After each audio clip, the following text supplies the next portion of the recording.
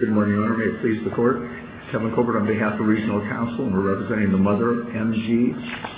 I'd like to reserve 3 minutes for rebuttal, Your Honor. All right. Your Honors, this is an appeal from an order of a permanent guardianship. We've assigned 2 errors to the order. Firstly, that failure to comply with 396221A, and that the trial court failed to make specific findings as to why a permanent guardianship was in this child's best interest. And secondly, the department has essentially stipulated to the second issue, saying that they agree the trial court failed to properly make the requisite findings in the order, and agree that it should be remanded for entry of an order that makes those findings. So it appears that we need to only address the first issue. Let me cut to the chase then. And the second order, or the second assigned error, was under Part D, that they're required to specify the nature and frequency of the visitation between the parent and the child. And in this particular instance, the argument made by opposing counsel is novel, that the mother waived it, but I would argue that that requires intelligent and voluntary waiver. And this was, as this Court knows, these are very heated proceedings, especially in family, especially in dependency. This mother was upset. She said some things, but I don't believe that constitutes a knowing and voluntary waiver. The trial court was required to assign a frequency and a nature of visitation between this mother and this child, which obviously was a problem to begin with. But more importantly, the case law is very much on point that I cited before this Court. All the cases are right on point that the Court is required to make a detailed or a more detailed finding as to frequency. And it appears that the mother's main objection is she wants the child emancipated so that she doesn't have to pay any child support. Isn't that what this is about? Your Honor, that's what the trial court said, but I don't believe that is true. If you read carefully in there... Well, she's objected all along to paying the support. She refused to pay it at the end, which is why the trial court did what it did, allegedly. But that has been the problem all along, that she doesn't want to have to pay for this child's maintenance. I don't believe it was... Well, I understand what Your Honor is saying. I read this a little differently. I read this to say that this mother was upset with the fact that the way they were handling the money that was going to the child was getting a $750 a month SSI, plus the mother was paying $400 in child support, and they were just handing this money to this 16-year-old child. Well, apparently they did that once to see what the child was going to do, and they found that the child, spent the money, and now I think that issue has been corrected, where she's on a particular allowance per week, correct? That's true, Your Honor, but I think there was more to this than that. In fact, if the Court recalls, in the transcript, the mother had a family therapy with the child, where the child told her that, you know what, I want my emancipation, but I'm not going to do it because you're my meal. It was a meal ticket. You're my check, which caused the mother, I believe, to cause the outburst that occurred in the December hearing. I think the bigger problem was, and the mother said this, and I believe the Court, well, it's not before the Court right now, but this child was not in therapy. We have a child that's 16 years old who had delinquency cases, who was found to be incompetent to continue in the delinquency cases, who came in because the mother was having trouble controlling her. The testimony in the December hearing was that 3 different times the guardian, her older sister, had tried to give her back to the Department of Children and Families because she was ungovernable, and the mother was saying, this child needs therapy. I mean, nobody addressed any of these issues, but again, that's not before the Court right now, but I believe that, in fact, has a lot to do with this mother's frustration, as much, if not more so, than the money. If the Court really has no other questions, I'll wait for my rebuttal. Thank you. Good morning. May it please the Court, Karla Perkins on behalf of the Department. Judge Rosenberg actually hit it on the head, where it's a problem with paying the child support. The case actually came in because of the volatile relationship between the mother and the child. Basically, this child had been arrested 3 times, and this was at the instigation of the mother, a battery charge, because the mom and daughter do not get along at all. But why should this be a permanent guardianship as opposed to emancipation? I mean, it's clear they don't get along, and the child did make several comments reflecting that this was about money in terms of the child as well as the mother. It seems to be something that they're fighting over, the money aspect of it.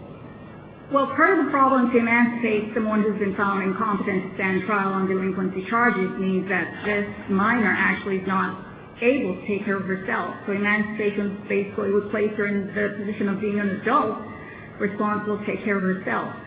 The SSI 750 that she's receiving is because her father is deceased.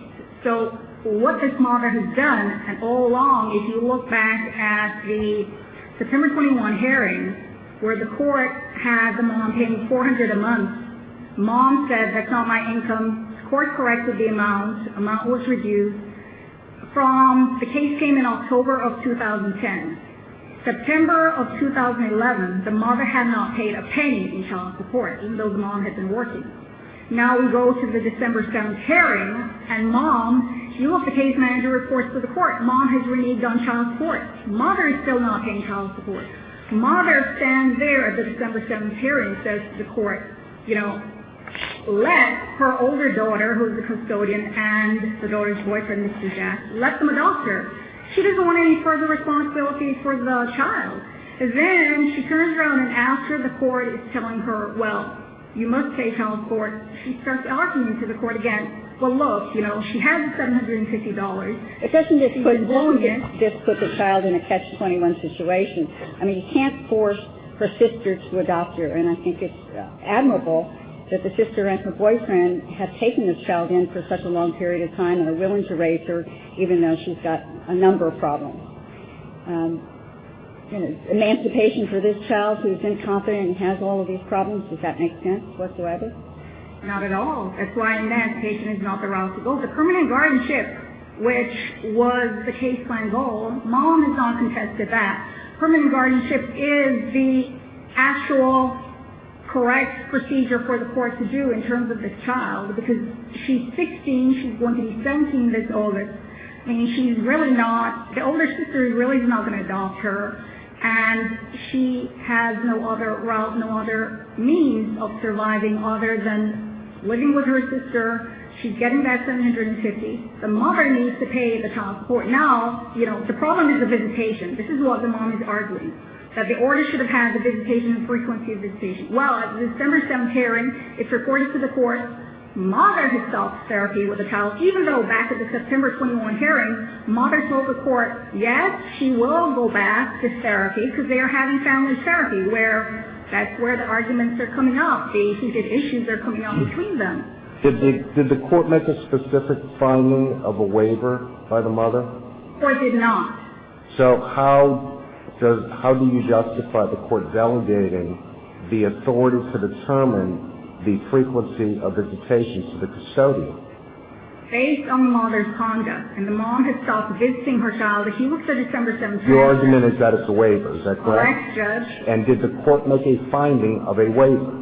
No, the court did not make a finding of a waiver.